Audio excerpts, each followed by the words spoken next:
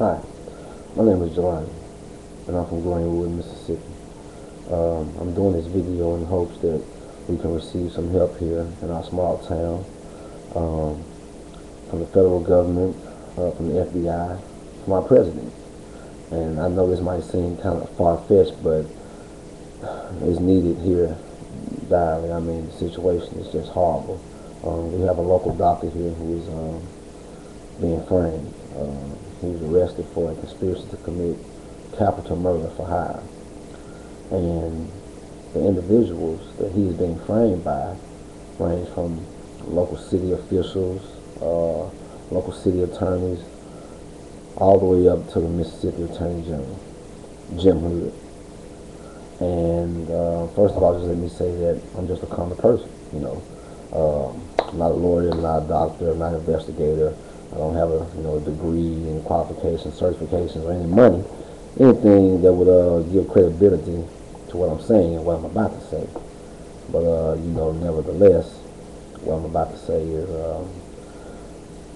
is grave, and it's a critical situation here. First of all, second of all, let me say that the person being framed, I work for them privately as a private investigation work. I'm not a private investigator, but I've done private research and worked closely with the man who is being framed. His name is Arnold Smith, Dr. Arnold Smith, and the reason he is being framed is because he holds or had in his possession valuable information and very damning and compromising information on one Lee Abraham, who was an attorney here in Greenwood. Very compromising information that would really ruin his reputation and bring about legal charges. This is why the doctor is being framed. That information has not been released to the public as of yet, but that's what I'm here to do.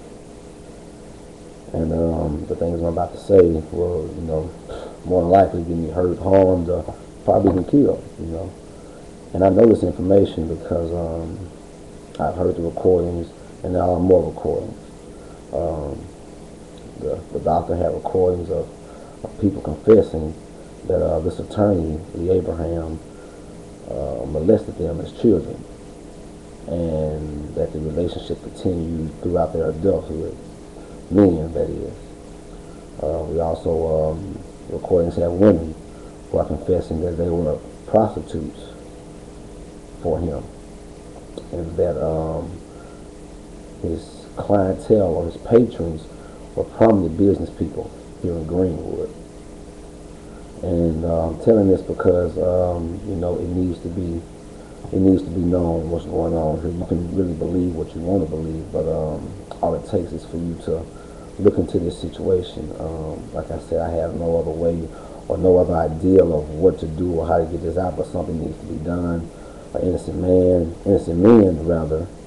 two men were arrested. There's another man, his name is Miller. He was arrested with Mr. Miller. His last name is Miller. I can't get his first name right now because I don't know it. But he was arrested with no warrant for his arrest, no charging document. Even when he went to court, they didn't have a charging document, they didn't have an affidavit, they didn't have an arrest warrant. But he was still arrested, and he was made to post bail. And I mean, like I said before, the corruption runs all the way to the top, the Mississippi Attorney General, Jim Hood. And unless there's some kind of outside influence or outside interference, this travesty will ruin one man's career while letting the real criminals go free. And this is something that has gone on down here for years, and there's no leadership here, especially for the black race. Our leaders in this situation have said nothing. To add to it, two black young men were involved. Not making this a black and white situation, but just saying they were the alleged hitmen hired by this doctor. And one of the young men He's dead, and the other young man was critically injured. And, you know, the chief says one story, his detective says another. They say this surviving hitman, the detective says he made a statement about who hired him. The chief says he didn't make a statement about who hired him. Like I said, this is a situation which you can go and look up in local newspapers here and find out, you know, that the discrepancies, you know, run rampant. The Attorney General's office, the local police, nobody can get their story straight. Everybody has a different story, a different point of view.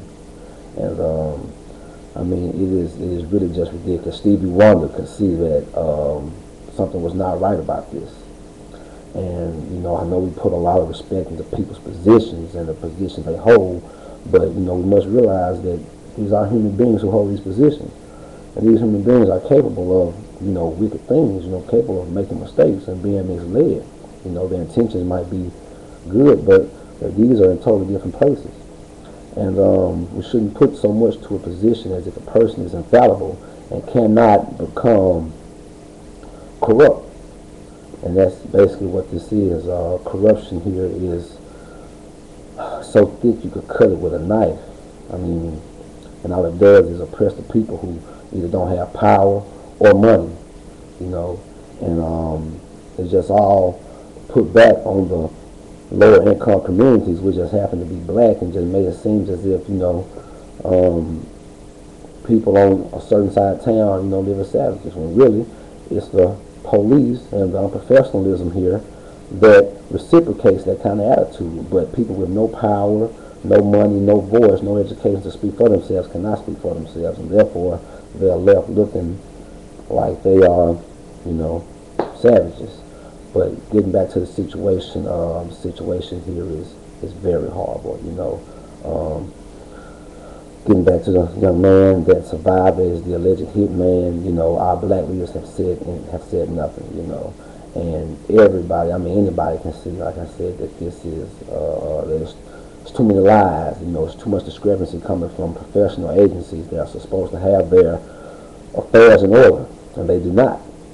And I mean, one man is in jail, cannot receive bond. His attorney, well, that's the doctor, his attorney has not had a chance to appear with him in court. He's appeared in court, but his attorney was not notified by the court of when his court date would be. And the list just goes on and on and on and on.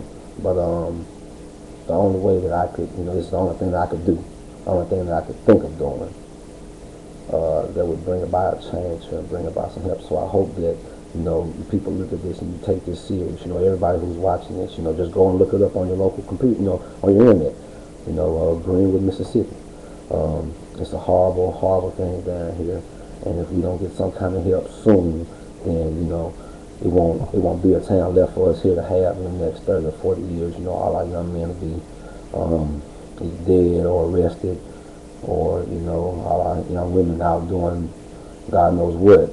But until we get some help here, there's nothing that will be done, and things like this will continue. So, you know, I beg of you people, you know, of America, watch this, you know, listen to this, go and research it, and voice, you know, use your voice, and, you know, see what we can do to get some help here in Greenwood, because it's greatly needed. Like I said, I'm just a common person. I have no idea if people even take this serious, but they should, and, you know, they should open up their eyes and open up their minds and see past what the face value is and look deeper into the situation, and, you know, and see that there is corruption here, and corruption that runs as deep as the cotton roots do here, you know, and we really need to change. And I hope this helps. All right.